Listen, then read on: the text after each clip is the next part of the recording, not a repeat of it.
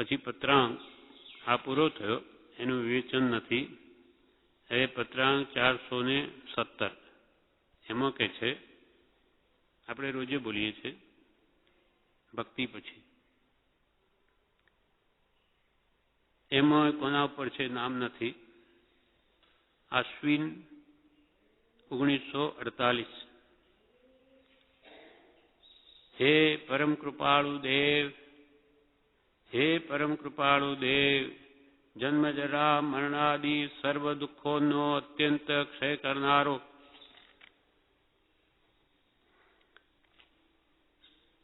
હે પરમ કૃપાળુ દેવ, જન્મ જરા મરણાદિ સર્વ દુઃખોનો અત્યંત ક્ષય કરનારો એવો વીતરાગ પુરુષનો મૂળ માર્ગ આપ શ્રીમદે અનંત કૃપા કરી મને આપ્યો.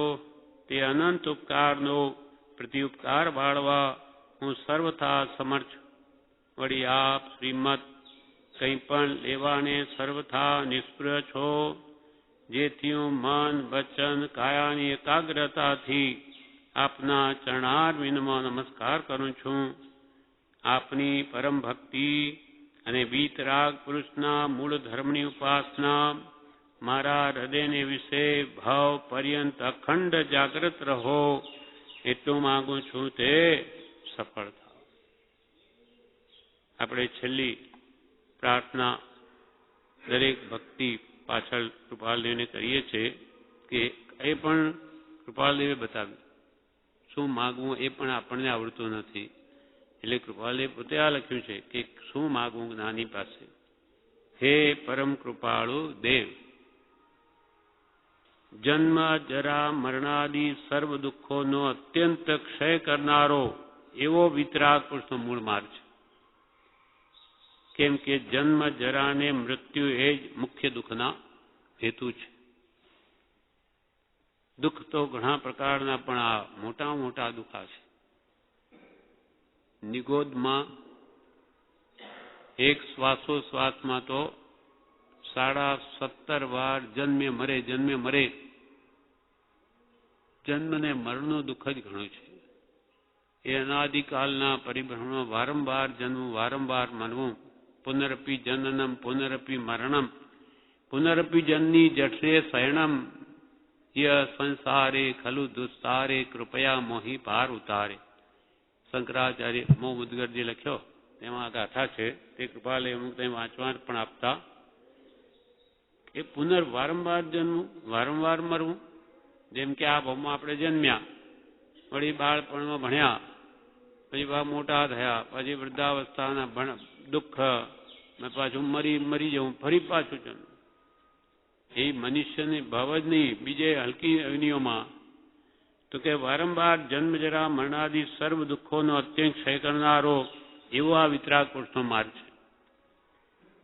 એના માટે કૃપાલદેવ 454 પેજ ઉપર જણાવે છે વચનામૃતમાં. પત્રાંક છે 573. એમાં કે છે, પ્રભુશ્રી ઉપર આ પત્ર છે. મુંબઈ ફાગણવદ 11 શુક્ર 1951. જન્મ જરા મરણાદિ દુઃખે કરી સમસ્ત સંસાર અસરણ છે. સર્વ પ્રકારે જેણે તે સંસારની આસ્થા તજી તે જ આત્મ સ્વભાવને પામ્યા છે અને નિર્ભય થયા છે.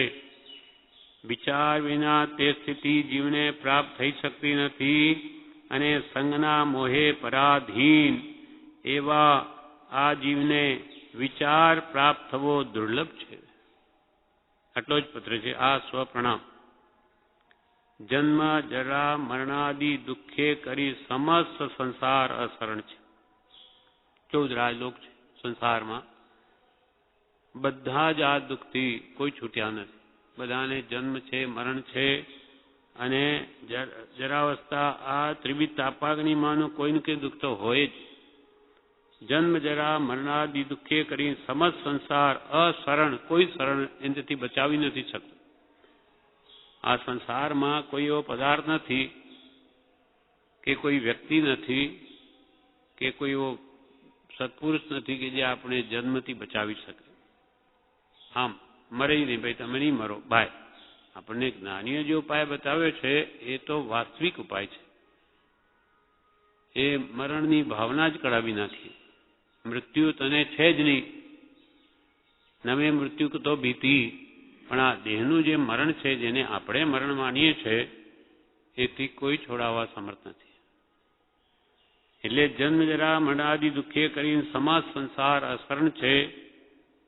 એમાં જ્ઞાની શરણરૂપ થઈને હું મરતો જ નથી, હું મરે એવો પદાર્થ જ નથી, એવી આત્મભાવના જ આપણામાં એવી દ્રઢ કરાવી દે કે એને મરણનો ભય જ નીકળી જાય.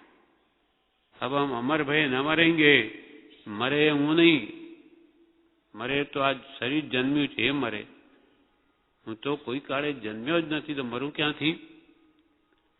એવી જે સમ્યક વિચારણા, જે સાચી વાત છે, તે આપણને એવું દ્રઢ કરાવી દે કે એને મરણનો સર્વકાળ માટે ભય જ નીકળી જાય. તે પછી એમ માનતો જ નથી મને મરણ છે જ નહીં, તો એને દુઃખ શાનું? માટે જ્ઞાની પુરુષ આવું સાચું શરણ આપે છે, સાચી સમજણ આપે છે કે જેથી આપણે મરણનો ભય ટળી જાય છે. જન્મ જરા મરણાદિ દુઃખે કરી સમસ્ત સંસાર અશરણ છે. સર્વ પ્રકારે જેણે તે સંસારની આસ્થા તજી, એ સર્વ પ્રકાર એટલે સંપૂર્ણપણે જેણે આ સંસારમાં સુખ છે જ નહીં, અથવા સુખ છે એવી આસ્થા છોડી દીધી છે. સંસારમાં ક્યાંય સુખ નથી, કોઈ ઠેકાણે સુખ નથી. દેવલોકમાં સુખ નથી કે કોઈ મનુષ્યલોકમાં સુખ નથી. સર્વ પ્રકારે જેણે તે સંસારની આસ્થા તજી, સંસારમાં સુખની, સંસાર સુખની, તે જ આત્મ સ્વભાવને પામ્યા છે. એવી જે દ્રઢ માન્યતા જેના હૃદયમાં થઈ ગઈ કે સંસારમાં કોઈ કાળે સુખ હોય જ નહીં. સુખ ગુણ આત્માનો છે, સંસારમાં ના હોય. હીરો હીરાની ખાણમાં હોય, કોલસાની ખાણમાં ન હોય. સંસાર એ કોલસાની ખાણ છે, એમાં સુખ છે જ નહીં. અનંતકાળ પહેલાંય નહોતું, આજે નથી ને અનંતકાળ પછી પણ નહીં હોય. જે વસ્તુ જ્યાં હોય જ નહીં ત્યાં ગમે તેની શોધો ને. એ માન્યતા જેની સંસારમાં સુખ બધીની નીકળી ગઈ છે, તે જીવો જ આત્મ સ્વભાવને પામ્યા છે અને નિર્ભય થયા છે. વિચાર વિના તે સ્થિતિ જીવને પ્રાપ્ત થઈ શકતી નથી કે હું કોઈ કાળે મરું એવો નથી. આ વિચાર વિના આ આત્મ સ્વભાવ પામવાની સ્થિતિ જીવને પ્રાપ્ત થઈ શકતી નથી. વિચાર વિના, સદવિચાર એટલે કૃપાલ કર વિચાર તો પામ. ઔષધ વિચાર ધ્યાન અથવા આત્મ વિચાર કર્તવ્ય રૂપ ધર્મ ભજવો યોગી છે. હવે એવો વિચાર કેવી રીતે આવી શકે તે કૃપાલે આગળ કહે છે. વિચાર વિના તે સ્થિતિ જીવને પ્રાપ્ત થઈ શકતી નથી અને સંગના મોહે પરાધીન એવા આ જીવને વિચાર પ્રાપ્ત થવો દુર્લભ છે. આપણો આત્મા સંગને મોહે પરાધીન છે, તેથી એને આવો વિચાર ઉત્પન્ન થવો મુશ્કેલ છે. કયો સંગ? બાહ્ય અને અભ્યંતર, બે પ્રકારના સંગ છે. બાહ્ય સંઘમાં તો સગાવાલા, કુટુંબીઓ, ધન, પરિગ્રહ આદિ એ બાહ્ય સંઘ છે, 14 પ્રકારનો બાહ્ય પરિગ્રહ. અને અંતરંગ સંઘમાં મોહની કર્મની 28 પ્રકૃતિઓ. મિથ્યાત્વ 16 કસા, મિથ્યાત્વની 3 પ્રકૃતિ, મિથ્યાત્વની વિશ્રમણી સમકીત મોની, મિથ્યા માનતાઓ કરાવે, દેહમાં આત્મબુદ્ધિ કરાવે, સંસારમાં સુખ બુદ્ધિ કરાવે. અને 16 કસા, ક્રોધમાન માયાલોભના 4 ભાંગા અને 9 કસા, હાસ્ય, રતિ, અરતિ, ભાઈ સૌ જુગવા, શ્રીવેદ, પુરુષવેદ, નપુંસક વેદ. આ 28 પ્રકૃતિ મોહનીય કર્મણી આ આપણો અંતરંગ પરિગ્રહ. અને બાહ્ય પરિગ્રહ સકા કુટુંબી પ્રત્યે આપણને એમાં મોહ છે ઘણો. અને સંગના મોહે પરાધીન, પરને આધીન બની ગયો છે આજે. માટે એવા જીવને વિચાર પ્રાપ્ત થવો દુર્લભ છે. આવા મોહમાંથી ખસીને એને આત્મવિચાર ઉત્પન્ન થવો ખૂબ મુશ્કેલ છે. આ સ્વ પ્રણામ એટલે આવા જ્ઞાની પુરુષનો જ કોઈ જોગ થાય તો એ થઈ શકે, બાકી અતિ દુર્લભ છે. એટલે અહીંયા કહે, હે પરમ કૃપાળુ દેવ, જન્મ જરા મરણાદિ સર્વ દુઃખોનો અત્યંત ક્ષય કરનારો અત્યંત એટલે સંપૂર્ણ, કિંચિત માત્ર પણ દુઃખ નહીં રહે. હે પરમ કૃપાળુ દેવ, જન્મ જરા મરણ આદિમાં પછી રોગ, શોક, ચિંતા, ઇષ્ટવિયોગ અને સંયોગ, જે સંસારમાં આ બધા દુઃખો છે એ બધાને નષ્ટ કરી દે. તે કયો ઉપાય છે? વિતરાગ પુરુષનો ધર્મ છે, જે સ્વસ્વભાવમાં લઈ જાય તે જ મૂળ માર્ગ, એ જ સર્વ દુઃખનો ક્ષય કરવાનો ઉપાય છે. હે પરમ કૃપાળુ દેવ, જન્મ જરા મરણાદિ સર્વ દુઃખોનો અત્યંત એટલે સંપૂર્ણપણે ક્ષય કરનારો એવો વિતરાગ પુરુષનો મૂળ માર્ગ તે આપ શ્રીમદે અનંત કૃપા કરી મને આપ્યો.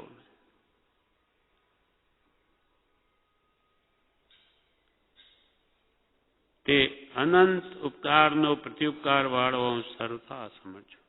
આપે જે અનાદિકાલના મારા જન્મ જરા મરણના દુઃખને છેદી નાખે એવો મને મૂળ માર્ગ વિતરાગનો બતાવ્યો, એટલે આપની મારા પર અનંત કૃપા થઈ છે. તે અનંત કૃપાનો પ્રત્યુપકાર વાળવા, એનો બદલો વાળવા હું સર્વથા અસમર્થ છું. હું કોઈ રીતે એનો બદલો વાળી ન શકું.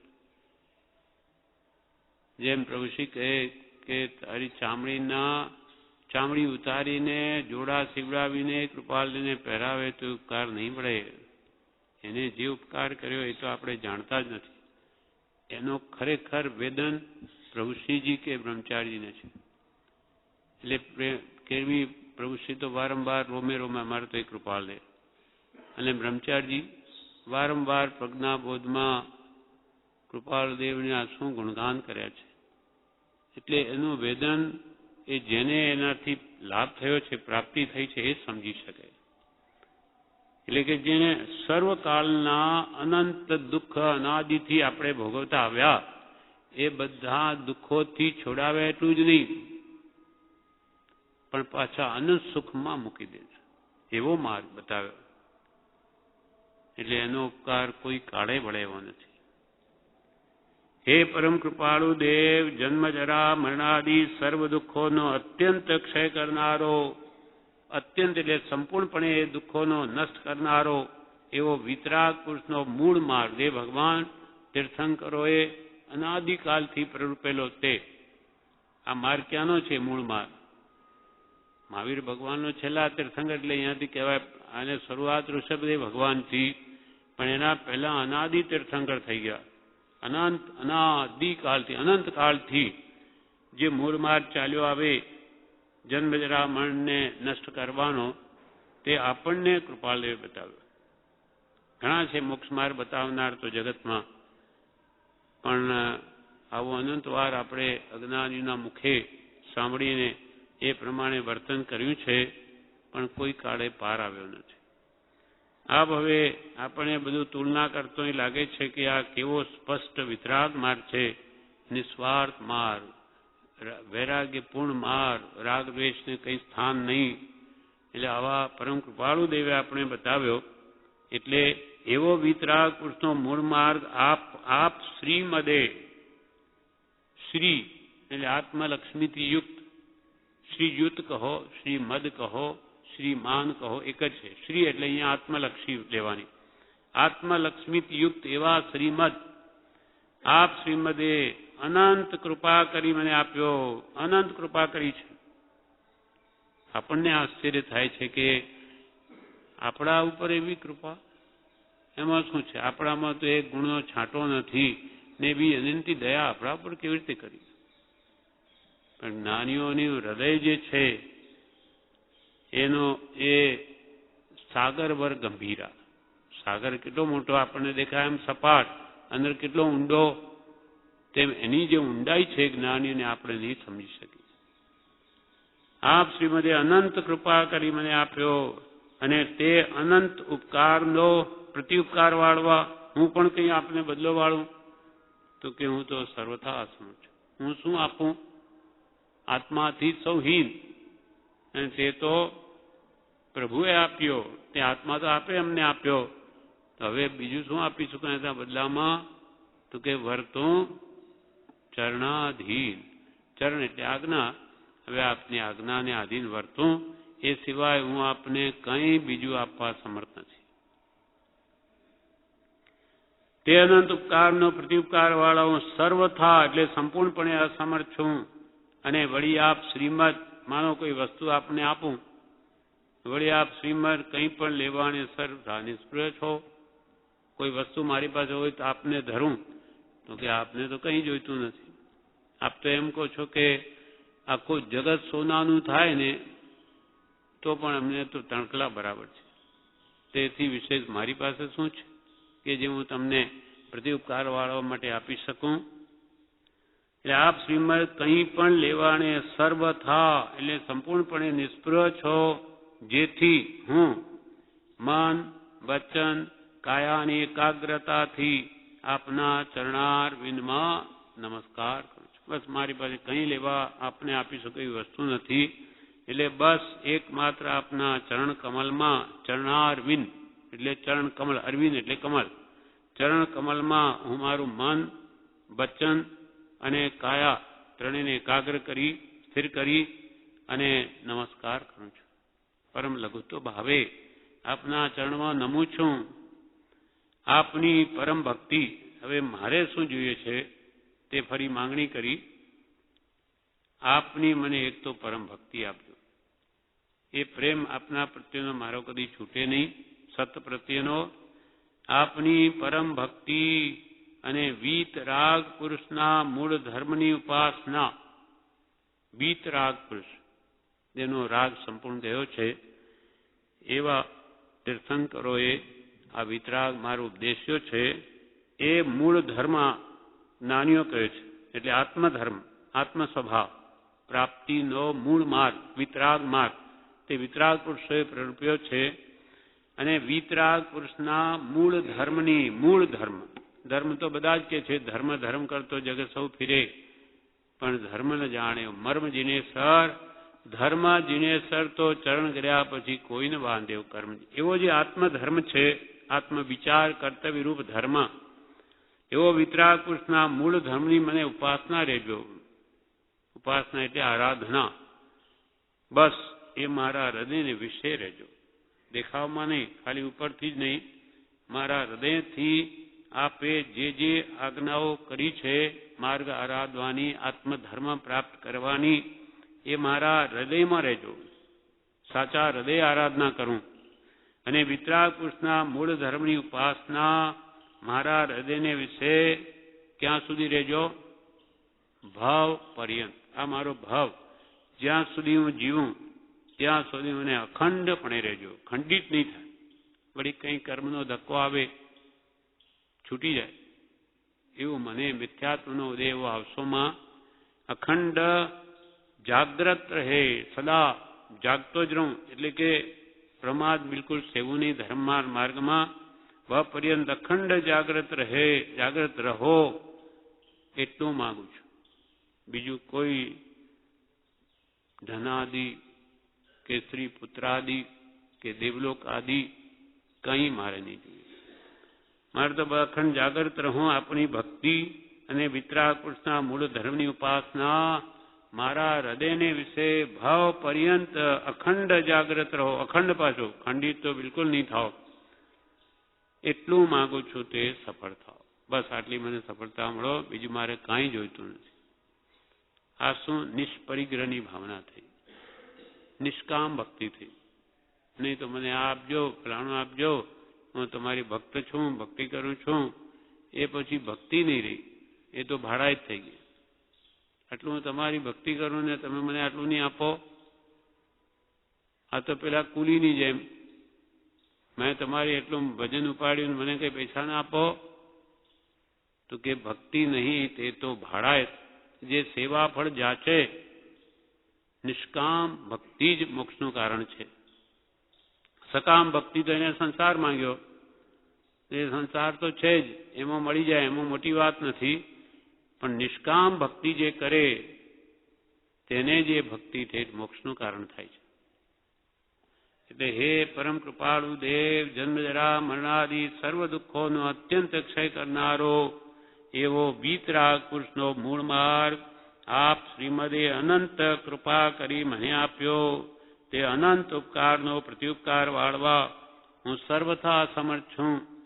વળી આપ શ્રીમદ કંઈ પણ લેવાને સર્વથા નિષ્પ્રિય છો, જેથી હું મન વચન કાયાની એકાગ્રતાથી આપના ચરણારવિંદમાં નમસ્કાર કરું છું. આપની પરમ ભક્તિ અને વીતરાગ પુરુષના મૂળ ધર્મની ઉપાસના મારા હૃદયને વિશે ભાવ પર્યંત અખંડ જાગૃત રહો એટલું માગું છું. તે સફળ થાવ. ઓમ શાંતિ શાંતિ શાંતિ. ઓમ પંચ પરમેશ્વરી માની સ્મૃતિ એક અક્ષરીય મંત્ર છે. એની આરાધનામાં શાંતિ છે. પંચ પરમેશ્વરી બધા શાંત થઈ ગયા છે. બધા વિભાવ મૂકી દઈ સ્વરૂપ સમાધિમાં આવીને શાંત થયા. એટલે એવી શાંતિ મને પણ હોજો. ઓમ શાંતિ શાંતિ.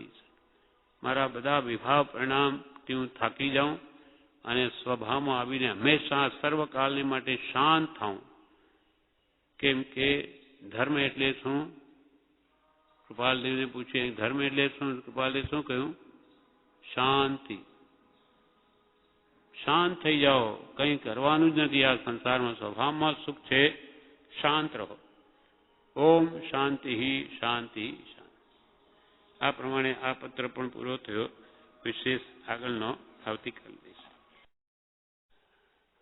વચનામૃત પત્રાંક 418. પત્રાંક 418 સંમત 1948. આમાં સમયસાર નાટકમાંથી કાવ્યની 2 ગાથાઓ લખી છે. કોના પર છે? નામ નથી. તેમાં કૃપાલદેવ જે આ ગાથાઓ લખેલી છે તેમાં જણાવે છે, રવિ કે ઉદ્યોત અસ્ત હોત દિન દિન પ્રતિ અંજુલિ के जीवन्यो जीवन घटतु है काल के ग्रसत छिन्न छिन्न होत छिन्न तन आरे के चलत मानो काठ सो कटतु है एते परि मूर्खन खोजे परमारथ को स्वार्थ के हेतु ब्रह्म भारत ठटतु है लग्यो फिरे लोगनीसो पग्यो करे जोगनीसो विषय रस भोगनीसो निकुन हटत है लग्यो फिरे लोगनीसो पग्यो परे जोगनीसो विषय रस भोगनीसो निकुन हटतु है. સમયસાર નાટકની આ ગાથા છે. બનારસીદાસે આ ગ્રંથ લખેલો. કૃપાલય કે આ બનારસીદાસ જ્ઞાની પુરુષ હતા, આત્મજ્ઞાની પુરુષ છે અને આ બંધ દ્વારની ગાથા છે. તે એનો અર્થ કરેલો છે તે આપણે વાંચીએ સમયસારમાં. સમયસાર નાટક એટલે મૂઢ મનુષ્ય છે તે વિષયોથી વિરક્ત થતા નથી, વિષયોને છોડતા નથી. આવી પરિસ્થિતિ હોવા છતાં પણ અંતરમાંથી એમના વિષયનો અનુરાગ છે, 5 વિષયોનો, તે છૂટતો નથી. તે આ ગાથામાં જણાવે છે. રવિ કો ઉદોત અસ્ત હોત દિન દિન પ્રતિ. રવિ એટલે સૂર્ય, સૂર્યનો ઉદ્યોત એટલે ઉદય અને અસ્ત, હોત દિન દિન પ્રતિ, પ્રતિદિન સૂર્યનો ઉદય થાય છે અને અસ્ત પણ થાય છે. અંજુલિ કે જીવન જો જીવન ઘટતું હૈ. અંજુલિ એટલે આપણા અંજલિમાં આપણે પાણી લીધું હોય, પાણી પીતા હોય એમ તો એમાં ટીપું ટીપું નીચે પડ્યા કરે. અંજુલિ કે જીવન જો જીવન ઘટતું હૈ એટલે ખોબામાં લીધેલા પાણીમાંથી ટીપું ટીપું પાણી જેમ નીચે પડ્યા કરે છે તેમ પ્રતિ ક્ષણે આપણું જીવન પણ ઘટી જ રહ્યું છે. આપણે મરણની તરફ જ જઈ રહ્યા છીએ. રોજે જન્મ્યા ત્યારથી આપણે મરણ તરફ જ ધકેલાઈ રહ્યા છે. પ્રતિ સમયે આપણું જીવન ઓછું થઈ રહ્યું છે. જેમ પાણી ઘટ્યા કરે તેમ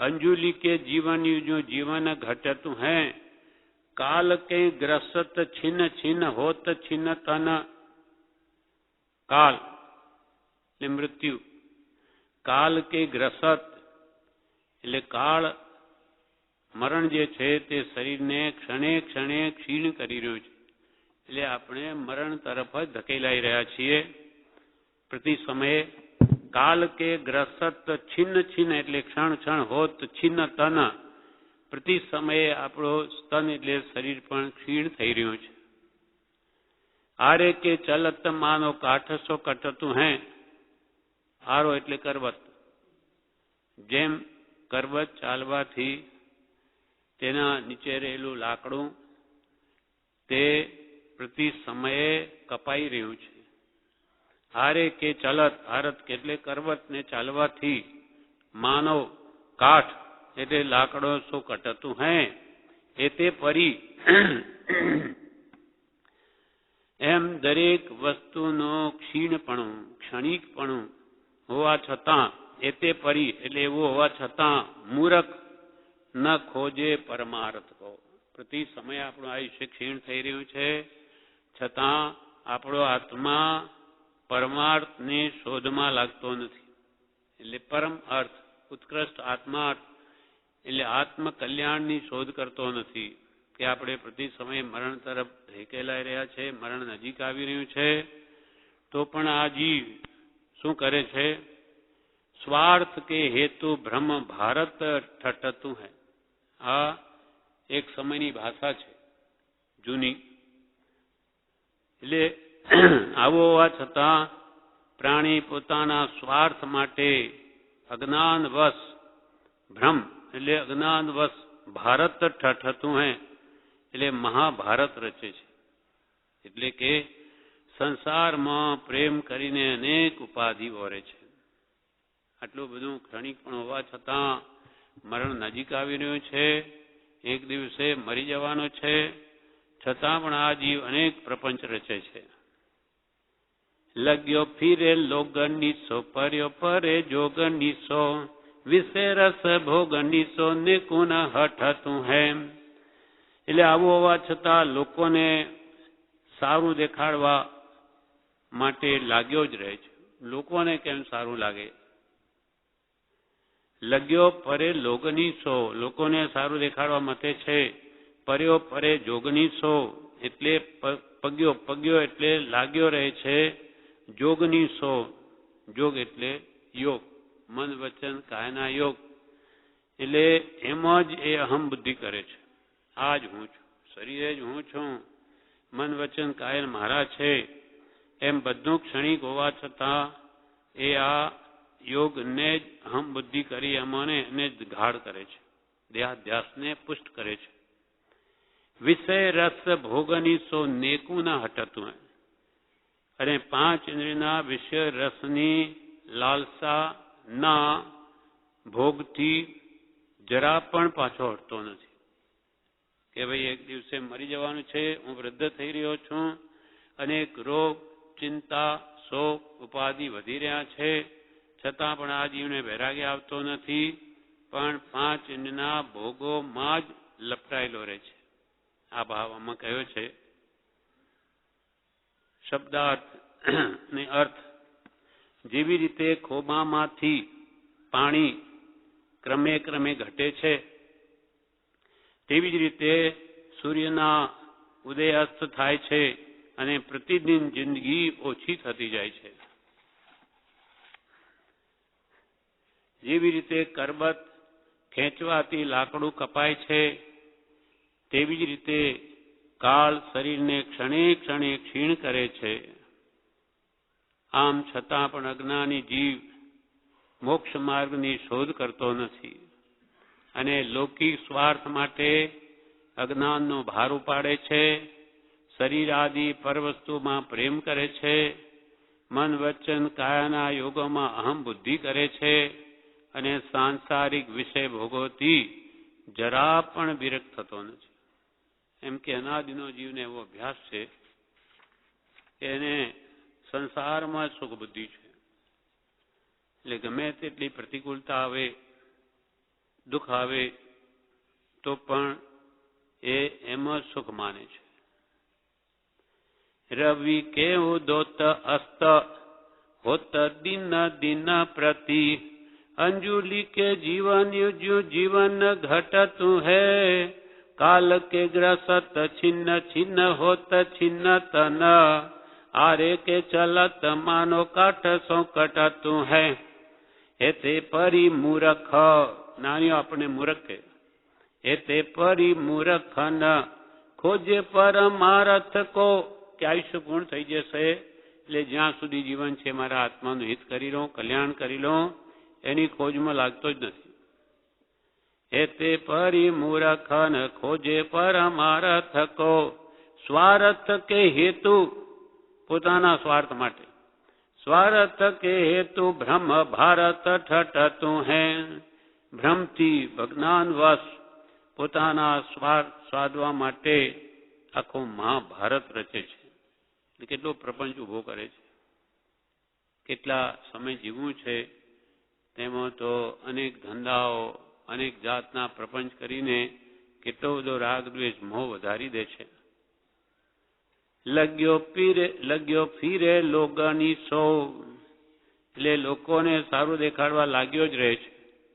લગ્યો ફીરે લોગની સો, પગ્યો પરે જોગની સો, અને 5 ઇંચના મન વચન કાયાના યોગમાં જ પોતાપણું કરે છે. આ જ હું છું. વિષય રસ ભોગની સો, 5 ઇંચના વિષયોના ભોગમાં લાગેલો રહે છે. નેકું ના હટતું. નેકું એટલે જરા પણ હટતો નથી, પણ એ વિષયોની વધારે 5 ઇંચના વિષયોને ગાઢ કરે છે અને જન્મ મરણ વધારે છે અને 4 ગતિમાં ભટક્યા કરે છે. કેમ કે એની સુખ બુદ્ધિ આ 5 ઇંચના વિષયોમાં છે. આત્મામાં સુખ છે એને બેસતું જ નથી. આત્મામાં શું સુખ? ખાવું પીવું હરવું ફરવું, એમાં 5 ઇંચના વિષયોમાં સુખ છે. એવી એની વિપરીત માન્યતા અનાદિકાલથી ચાલી આવી રહી છે. નાની પુરુષોએ આત્મામાં સુખ જોયું છે એટલે એ આપણને ચેતાવે છે કે આ બધો પ્રપંચ છે અને એ દુઃખનું મૂળ છે. આ બધું છોડ તો તું પોતે સુખનો ભંડાર છે. શુદ્ધ બુદ્ધ ચૈતન્ય ઘન સ્વયં જ્યોતિ સુખધામ, તું પોતે સુખનું ઘર છે. સુખ કંઈ બહાર નથી, સુખ પૂતગલમાં નથી, સુખ એ આત્માનો ગુણ છે. એટલે તું આત્માને ઓળખે અને એની જો રીત છે એને પ્રાપ્ત કરવાની, એ તરફ આગળ વધે તો તારા અંદર જ એટલું બધું સુખ છે કે જેનું કોઈ માપ નથી. અમાપ સુખ છે, અનંત સુખ છે. નાની પુરુષો એ પ્રમાણે પોતાના અંતરાત્માના સુખની શોધમાં પડ્યા તો એ પ્રગટ કર્યું એટલે એને સંસારનો બધું વિષયોનું ભોગોનું સુખ તુચ્છ ભાસ્યું છે. અને જ્ઞાની કે જે તમે બી આ કરી શકો પ્રાપ્ત, કે જેની ધારા શાશ્વત છે. આત્માનું સુખ હંમેશા રહી શકે, જ્યારે ઇન્દ્રિયોનું સુખ હંમેશા નહીં રહે, તો ક્ષણ માત્ર જ રહે. જેમ કે આપણને ખાવામાં સુખ ભાસે એટલે આપણને વસ્તુ મેળવીએ, પહેલા મહેનત કરીને પૈસા ભેગા કરીએ, બહારથી ખરીદીને લાવીએ ખાવાની સામગ્રી કે પછી બનાવીએ, પણ એમાં કેટલો વખત જાય આપણો. કેટલી મહેનત કરીએ ત્યારે 1, 10, 15 મિનિટનું સુખ મળે. અને એ સુખ પણ જો ભૂખ ન હોય તો ખાવામાં સુખ ન લાગે. એટલે આપણને પણ ભૂખ નહીં લાગતી હોય તો આપણે ડૉક્ટર કે વૈદ્યને શું કહીએ? ભૂખ નથી લાગતી સાહેબ, દવા આપો, ગોળી આપો. કેમ કે ભૂખ વગર ખાવાનું ભાવે નહીં, એમાં સ્વાદ પણ આવે નહીં. ભલે 56 ભોગ બનાવ્યા હોય પણ ભૂખ નથી, શું કરવું? એટલે પહેલા તો ભૂખનું દુઃખ ઊભું કરીએ છીએ. ભૂખ લાગે તો પછી ખાવાનું મન થાય, ભાવે. એટલે એ વસ્તુ આ ઇન્દ્રિયોના સુખ પ્રાપ્ત કરવામાં પહેલા કેટલી મહેનત છે, અને એટલી મહેનત કર્યા પછી એ સુખ કેટલા સમયનો? અડધા કલાક. એ બી અહીંયા સુધી લાવી દઈએ તો ખાવાનું સુખ નહીં લાગે. જીભ ઉપર મૂકીએ તેટલું જ વખત સુખ ભાસે. જીભથી એ આહાર અહીંયા ગળે ઉતરી ગયો તો પતી ગયું, પછી કંઈ નહીં લાગે. અને એ પણ જો સ્વાદવશ વધારે ખવાઈ ગયું તો પછી પેટનું દુઃખ ઊભું થાય. હવે પાછી ગોળી લાવો. પહેલા ભૂખ લગાડવાની ગોળી, હવે આ વધારે ખવાઈ ગયું, હવે એની ગોળી આપો. એમ મહાપુરુષો શું કે છે? આ ઇન્દ્રિય સુખની બધી અવસ્થા દુઃખરૂપ છે. પહેલા તો આ એક ઇન્દ્રિયની આપણે વાત કરીએ છીએ. ભોજનની 5 ઇન્દ્રિયોની આ જ હાલત છે. પહેલા ખાવાનું સુખ લેવા માટે કમાણી કરીએ, પૈસા મેળવીએ, વસ્તુ લાવીએ, પછી એ કરીને ખાવાનું સુખ લેવા જીવ ઉપર મૂકીએ, તેટલો વખત ઘણી કરે, નીચે ઉતરી ગયું તો એ બી સ્વાદ નહીં. એટલે કેટલી મહેનતની સરવાળે 15 મિનિટનું સુખ મળે. એ પણ ભૂખનો દુઃખ હોય તો, નહીં તો નહીં. અને સારી વસ્તુ બની છે ને આપણને ગમે છે, રુચિ છે એમાં, તો પછી જાણે બધું જ ખાઈ જાઉં. પોતાના ઘરમાં પોતે મોટો હોય તો જાણે હું ખાધે જ રાખું. મેં બીજાનું શું, એ પછી પેલા મને ખાવા દે, કેમ કે એનો અધિકાર છે. એટલે ખાઈ ખાઈને અહીંયા સુધી આવી જાય, પછી તો કે થાક્યો બસ, તો એ સંતોષ નથી થતો. એટલે ઘરવાળાને શું કે, એમ કરો, વસ્તુ બહુ સારી બની છે, મૂકી દો, સાંજે ખાઈશું. એટલે ઈચ્છા તો એવી ને એવી પૂરી, સંતોષ તો થયો જ નહીં. એ મહાપુરુષો કે કોઈ કાળે સંતોષ નહીં થાય, હંમેશા તૃષ્ણા બની જ રહે છે. આમ 5 ઇન્દ્રિયો એટલે એને શરૂઆતમાં દુઃખ મેળવતા અને ભોગવતી વખતે, ખાતી વખતે પણ એમ થાય બધું ખાઈ જાઉં. એટલે વિશેષ તૃષ્ણાના કારણે ત્યાં પણ શાંતિ નથી. અને ખાધા પછી પણ જો વધારે ખવાઈ ગયું તો તરત જ દુઃખ આપે, અને નહીં તો કે ભાઈ રાખી મૂકો, ફરી ખાઈશું. એટલે વૃત્તિ એની એમની એમ મળી રહે છે. અને વસ્તુ તો મળવી ન મળી પુણ્યને આધીન છે. બધાને બધું જ જોઈતું એ પણ નહીં મળે, શું ખાય? અને સંસારીનું કેટલું ચિત્ર વિચિત્રપણું છે કે જે બિચારા ખૂબ મહેનત કરે છે, મજૂરો, એને સારી એવી ભૂખ લાગે તો એમને આપણા જેવા ભારે ઘી દૂધ વાળા પદાર્થો ખાવા મળતા નથી. જે પચાવી શકે એને લુખા રોટલાય ખાવા પડે, કેમ કે એટલી આવક હોય નહીં. અને આપણા જેવાને એટલું મળે કે પચાવી જ નથી શકતા. એટલે એટલું બધું ભારે ખાઈ જઈએ છે કે પચતું નથી. એટલે આપણે આવી રીતે દુઃખી છીએ. વધારે મળે છે, વિશેષ પોષણને લઈને દુઃખી છે, એ ઓછા પોષણને લઈને દુઃખી છે. એમ સંસારમાં બધા જ દુઃખી છે. નિર્ધન છે એને એમ રહ્યા કરે કે મારી પાસે નથી. એટલે નિર્ધન ધન વિના દુઃખી. અને તૃષ્ણાવશ ધનવાન પાસે ઘણું બધું છે, પણ એને હંમેશા ઓછું ને ઓછું જ લાગે. એટલે કરોડ રૂપિયા હોય તોય મારે કરોડ છે પણ મારા ભાઈ પાસે 2 કરોડ છે, એનું દુઃખ. એમ જીવને સદા સંતોષ જ રહ્યા કરે. એટલે જ્ઞાનીઓ કહે કે નિર્ધને દુઃખી ને ધનવાને દુઃખી. સંસારમાં કોઈ સુખી નથી. સુખી કોણ? સુખી એકો મુનિ વિતરાગી નિષ્પરિગ્રહી. એવા આત્મજ્ઞાની મુનિ સુખી છે. બાકી સંસારી જીવો ભલે ગરીબ હો કે ધનવાન હો, બધા જ દુઃખી. નિર્ધન ધન વિના દુઃખી, તૃષ્ણાવશ ધનવાન. કહી ન સુખ સંસાર મેં, વિચારી જો વિદ્વાન. સંસારમાં કોઈ સુખી નથી. અને સુખ વસે આત્મા વિશે, તેનો નહીં નિર્ધાર. સુખ શોધે હીન વસ્તુમાં, જડમાં નહીં જડનાર. શું કે આત્માનો ગુણ છે અરે આ જીવ પૂતગલમાં શોધે છે, ખાવામાં શોધે છે, વસ્તુ મેળવવામાં સુખ માને છે, પરિગ્રહ ભેગો કરવામાં. પણ જ્ઞાનીઓ તો શું કહે કે કિંચિત માત્ર પણ ગ્રહવો એ સુખનો નાશ છે. મોટો ચક્રવર્તી રાજા તે પણ વધતા વૈભવ અને પરિગ્રહના સંકલ્પમાં પ્રયત્નવાન છે અને મેળવવામાં સુખ માને છે. ચક્રવર્તી 6 ખંડનું તો રાજ્ય છે, એને ઓછું લાગે. એટલે શું હું 12 ખંડ સાધવા ગયો, શું હાથમાં આવ્યું? 12 ખંડ સાધવા ગયો તો 6 ગયા, સમુદ્રમાં ડૂબીમો. એટલે આધી તસ સારી કો ધાવે, આધી રહેન સારી પાવે. આપણી પણ તૃષ્ણા એવી છે કૃપાલ કે વિશેષ મેળવવાની તૃષ્ણામાં જે કંઈ પ્રાપ્ત થયું છે તેનું પણ સુખ એ ભોગવી શકતો નથી.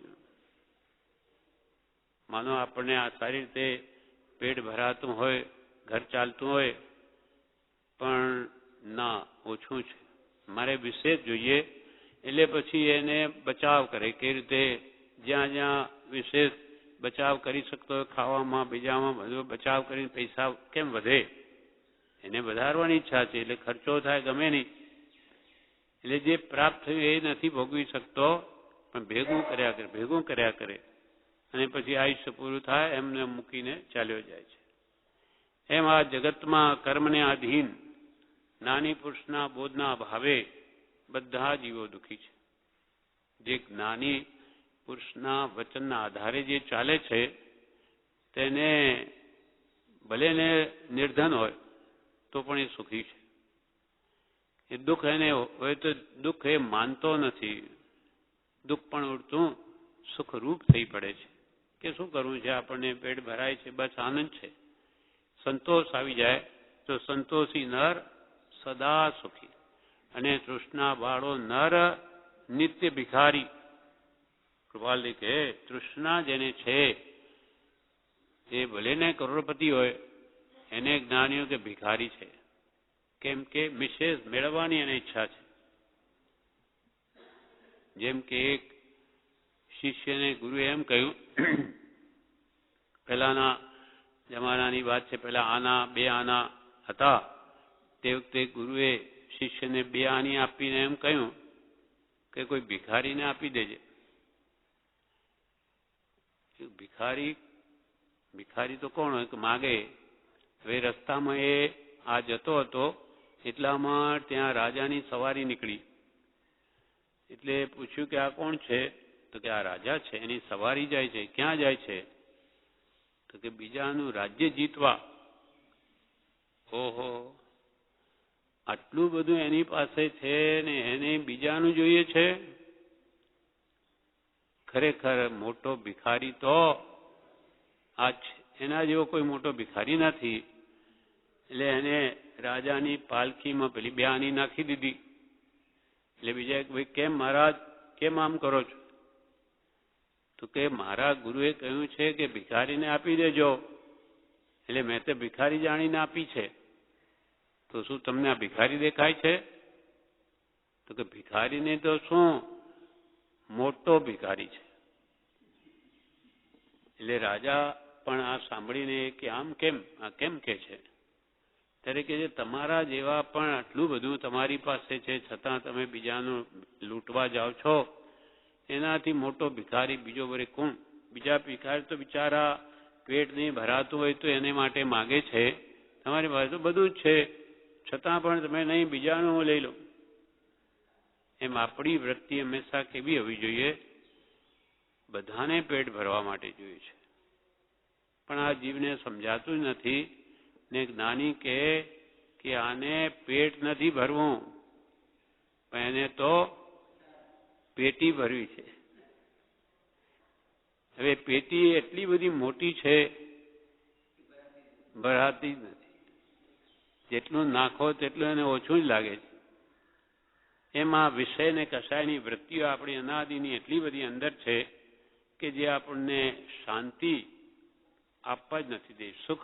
સુખ શાંતિમાં છે, પણ આ વિશેષ મેળવવાની તૃષ્ણામાં. કૃપાલદેવનું વાક્ય છે કૃપાલે પોતે શું લખે છે, પરિગ્રહને સંકોચો એવા પાઠમાં મોક્ષમાળામાં કે કોણ જાણે, કૃપાલે લખે કોણ જાણે લક્ષ્મી આદિકમાં કેવી એ વિચિત્રતા રહી છે કે જેમ જેમ લાભ થતો જાય છે તેમ તેમ લોભની વૃદ્ધિ થતી જાય છે. ધર્મ સંબંધી કેટલું જ્ઞાન છતાં, ધર્મની દ્રઢતા છતાં પણ પરિગ્રહના પાશમાં પડેલો પુરુષ કોઈક જ છૂટી શકે છે, વૃત્તિ એમાં જ લટકી રહે છે. ધર્મ સંબંધી ઘણું જ્ઞાન હોય, જાણતો એક પરિગ્રહ પાપ છે, ખોટું છે, છતાં પણ એ વૃત્તિ અંદરથી જતી નથી. એ અનાદિનો અભ્યાસ છે. પણ સમજીને આ માર્ગ સમજણનો છે, સમજીને પોતાના દોષો કાઢે તો બધું નીકળે. એટલે પ્રભુશ્રી કહે સમજ સાર સંસાર में અને સમજો ટાળે દોષ, સમજ કર જીવી ગયા અનંતા મોક્ષ. એટલે સમજણથી સત્સંગ ના મળે, નાની પુરુષના બોધને મળે, આવી તૃષ્ણાઓ પોતાનો અંતર જોઈને ઘટાડ્યા કરે તો સંતોષી નર તો સદા સુખી રહે, અને તૃષ્ણાવાળો નર નિત્ય ભિખારી જ રહે. ગમે એટલું હોય પણ એને વિશેષ મેળવવાની તૃષ્ણા હોવાથી એ કદી શાંતિ પામે નહીં. એટલે આમાં કહેવાનો આશય આ છે આ ગાથામાં કે એટલે કૃપાલદેવે પોતે આ બે ગાથાઓ વચનામૃતમાં કોઈને લખી છે કે લગ્યો ફીરે લોગની સો, પગ્યો પર જોગની સો, વિષે રસ ભોગની સો ને કુન હઠતું હે. લગ્યો પર એ લોગની સો, લોકોને સારું દેખાડવા માટે લાગેલો જ રે. લોકો કેમ સારું કહે? જેમ કૃપાલે કહ્યું ને, બે કારણને લઈને તૃષ્ણા હંમેશા નવજુવાન રહે છે. એક તો લોકોને સારું દેખાડવા, એટલે લોકોમાં મોટો થવા, લોકો મને મોટો કહે, શેઠ કહે. અને બીજું કારણ છે 5 એના વિષયો ભોગવવા માટે. આ બે કારણને લઈને ભલે ગરડો થઈ ગયો હોય તો એની તૃષ્ણા જવાન રહે છે. શરીર ગરડું થઈ ગયું પણ મનની તૃષ્ણા એવી ને એવી છે. તો એ મનથી દુઃખી છે. એટલે કે વિષય રસ ભોગની સો નેકું ના હટતું હે. એટલે 5 વિષયોના ભોગથી નેક માત્ર એટલે કિંચિત માત્ર પણ પાછો હટતો નથી. આ બનારસી દાદા એક ગાથા લખી બંધ દ્વારમાં, પછી 2 ગાથાઓ કૃપાલદેવે લીધી છે, બીજી ગાથા ફરી છે. એમાં કે છે અજ્ઞાની જીવની મૂળતા ઉપર મૃગ જળ અને આંધળાનું દ્રષ્ટાંત. जैसे मृग मत वृषादित्य की तपत माही, जैसे मृग मत वृषादित्यनी तपत माही, तृष्णावंत मृषा जल कारण अटत है, तैसे भववासी माया हिसो हित मानी मानी, ठानी ठानी भ्रम श्रम नाटक नटतु है, आगे को धुकत धाई पीछे बछरा चवाई, जैसे नैनहीन नर जेवरी बटतु है, तैसे मूढ़ चेतन सुकृत कर तुति करे, रोवत हसत फल खोवत खटतु है. આ પણ અજ્ઞાની જીવની મૂળતા પર દ્રષ્ટાંત આપ્યા કે જેવી રીતે ગ્રીષ્મકાળમાં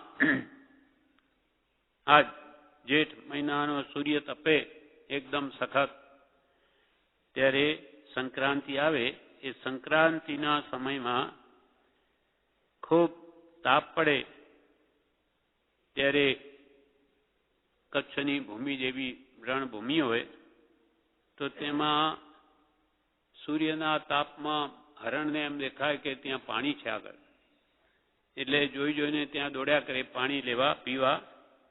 જેવી રીતે ગ્રીષ્મકાળમાં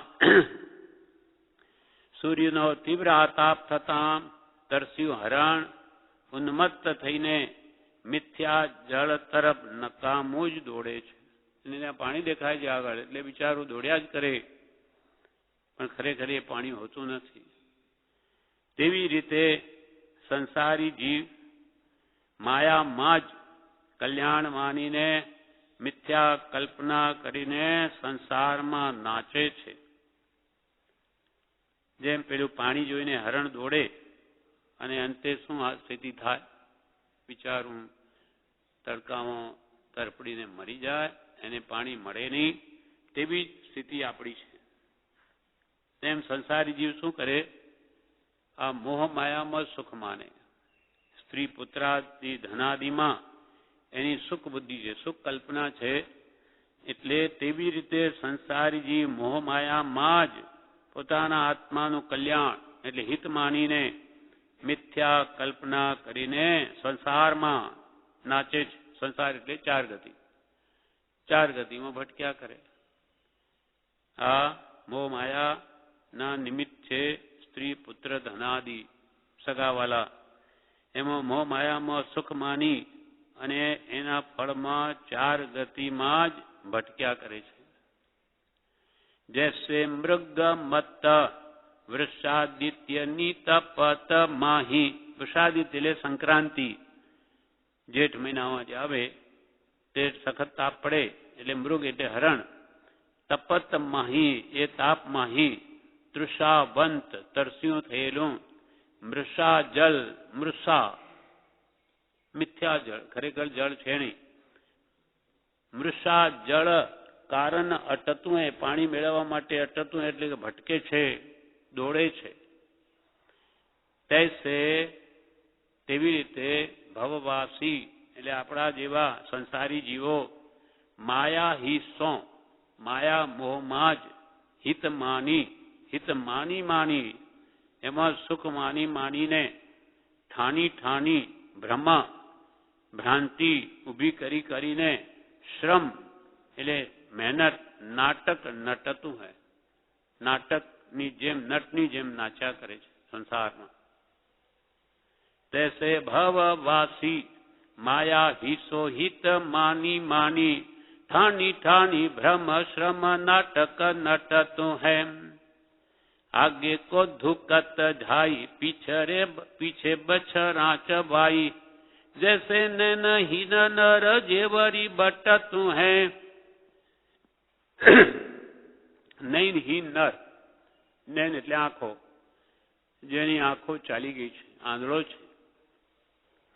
નૈનહીન નર એટલે આંખો જેની ચાલી ગઈ છે એવો મનુષ્ય નર જેવરી બટતું હે. જેવરી એટલે દોરી વણે છે, બટતું એટલે વણે છે. તે આગે કો તો ધુકત ધાઈ, આગે પેલો બિચારો જાણે હું દોરી વણું છું ને પીછે બચરા ચવાઈ, એ દોરીને પાછળ વાછડા પાછળ ચાવી ખાય છે. પોતે જાણે કે હું દોરી વણું છું અને પાછળ વાછડા બધી એની મહેનત પાણીમાં મળાવી દે છે, બધું ખાઈ જાય છે.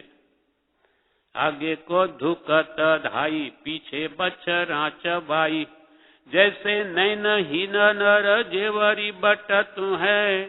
तैसे मूढ़ चेतन सुकृत कर तुति करे रोवत हसत फल खोवत खटतुं है.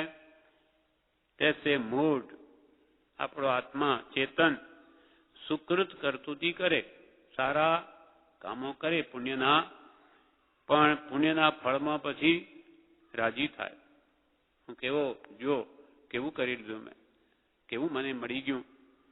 પણ આ તો બધું પુણ્યનું ફળ છે. એ 4 દિન કી ચટકી છે, 4 દિનની ચાંદની ફિર અંધેરી આएगी.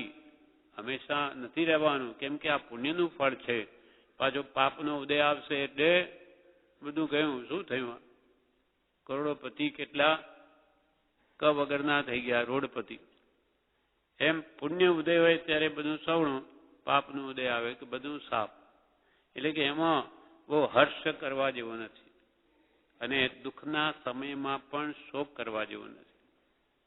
પણ સત્પુરુષનો બોધ વાંચી વિચારીને કે આત્મજાગૃતિ નહીં મેળવી હોય તો પછી આપણને હર્ષોક જ થાય.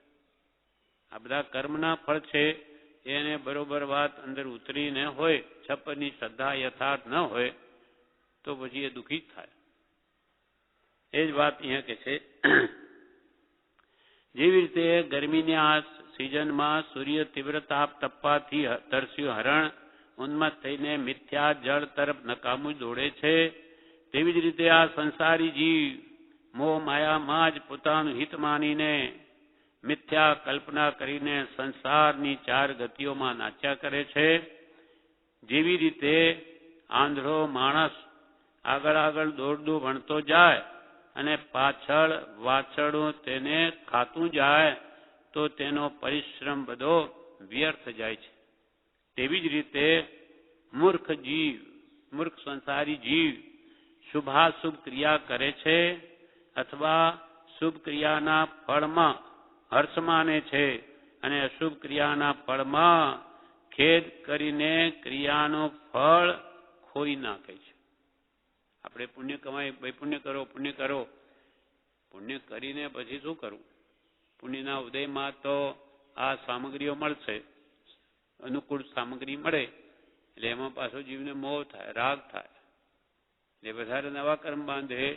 આવી રીતે આ જીવ આ દ્વંદમાં જ આખી જિંદગી નહીં ભવ ગાળે છે. આખો સંસાર પુણ્ય પાપના દ્વંદરૂપ છે. પુણ્યના ફળમાં અનુકૂળ સામગ્રી, પાપના ફળમાં દુઃખ આવે ત્યારે રડવા બેસે, મારે આ દુઃખ છે, આ છે, ફલાણું છે. સંસારમાં તો એવું જ હોય. સુખ દુઃખ રૂપ જ સંસાર છે. સંસારમાં સાચું સુખ હોય જ નહીં, નાની કે છે જ નહીં, તને ક્યાંથી મળે? અને જો સંસારમાં સુખ હોત તો તીર્થંકર જેવા શા માટે છોડે? એમને તો દેવતાઈ સુખ હતા. એટલે મહાત્માએ લખ્યું છે, જો ભવવાસ વિશે સુખ હો તો, જો ભવવાસ વિશે સુખ હો તો તીર્થંકર ક્યું ત્યાગે? તીર્થંકર ક્યું ત્યાગે? એમને તો 64 ઇન્દ્રિયો જેના સેવક છે અને દેવતાઈ રિદ્ધિ ભોગવે છે, દેવલોકથી બધું આવે છે. એમને શું દુઃખ છે? તે શા માટે બધું છોડીને દીક્ષા લઈને કરપાત્રી થઈ ગયા, હાથમાં જ ભોજન લેતા થઈ ગયા? શું ઘરમાં ઓછું હતું? પણ એ બધું ક્ષણિક છે. આ પુણ્યનું ફળ અમુક સમય માટે જ છે, શાશ્વત નથી એ સુખ. એટલે મારે તો કે શાશ્વત સુખ જોઈએ, કે જે સુખનો કોઈ કાળે પણ અંત નહીં આવે. એ સુખની પ્રાપ્તિ માટે એ બધા તીર્થંકરોએ ઘરનો ત્યાગ કર્યો, દેવતાઈ સુખનો ત્યાગ કર્યો અને કરપાત્રી બની ગયા. જેના માટે પાત્ર શું? કર. હાથ જ જેના પાત્ર. કેમ કે તીર્થંકરોના સમયમાં દિગંબર હતા, એટલે એટલી શક્તિ હતી શરીરમાં, તો બધા દિગંબર રીતે રહેતા હતા. તે કંઈ પાત્રા નહોતા રાખતા પાસે. પછી શક્તિ ઘટતી ગઈ જીવોની, ત્યારે 2 પાત્રા કે 2 કપડા રાખીને પણ આરાધન કરવાની જ્ઞાનીઓ આજ્ઞા આપી છે. એટલે શ્વેતાંબર ધર્મ થયો, પણ એમાં મૂર્છા કરવાનું કહ્યું નથી. પછી 2ના તમે 15 કપડા રાખો કે ઢગલા પાત્રા રાખો, એવું ન થવું જોઈએ. એ લક્ષ્ય જ્ઞાનીઓનો આ ઉદ્દેશ નહોતો, પણ એનું વિકૃત સ્વરૂપ થઈ ગયું છે. એટલે અહીંયા શું કે છે કે આ મૂળ એવો આત્મા એવો છે કે પુણ્ય કરે અને એના ફળમાં પાછા હર્ષો કરીને એની પુણ્યને ખોઈ નાખે છે. પણ મને પુણ્યના બળે મને સત્પુરુષનો યોગ થયો છે, તો મારે હવે હર્ષો કરવો નહીં, સંભાવમાં રહેવું, સુખના નિમિત્તમાં પણ બહુ છકી ન જવું, રાજી ન થવું કે ભાઈ મારા જેવો કોણ છે, અને દુઃખના પ્રસંગમાં પણ શોક કરીને રડવું નહીં, તેને પણ સંભાવે સહન કરવું, ભોગવી લેવું. પ્રભુશ્રી કહે, પ્રભુ ખમી ખુંદો, આ પ્રભુશ્રીનો શબ્દ છે ખાસ. એટલે કે સહન કરો, ક્ષમતાએ ભોગવો. તમે હર્ષો કરો માં, દુઃખ આવે કે જાણે એને બહુ અંદરમાં પીડા થાય ને એમ થાય કે આ બધું શું કર્યું મને ઈશ્વરે? શું મને જ જોયો એક? મને જ બધું દુઃખ આપી દીધું? આટલા બધા જીવો છે,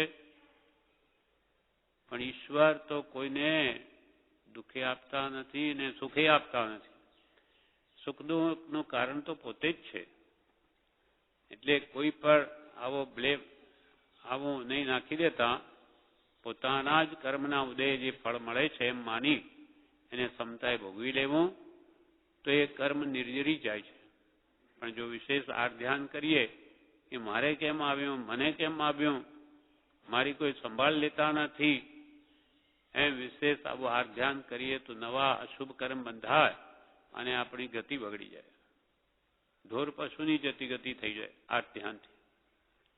એટલે મહાપુરુષો કે જે ઉદયમાં આવે તેને ક્ષમતાએ ભોગવો, અને તમને અશુભ કર્મના ઉદય આ હોયતા જો સોચ કરો છો તો હવે એ પણ ધ્યાન રાખો કે પરિણામે તેવા તો બંધાતા નથી.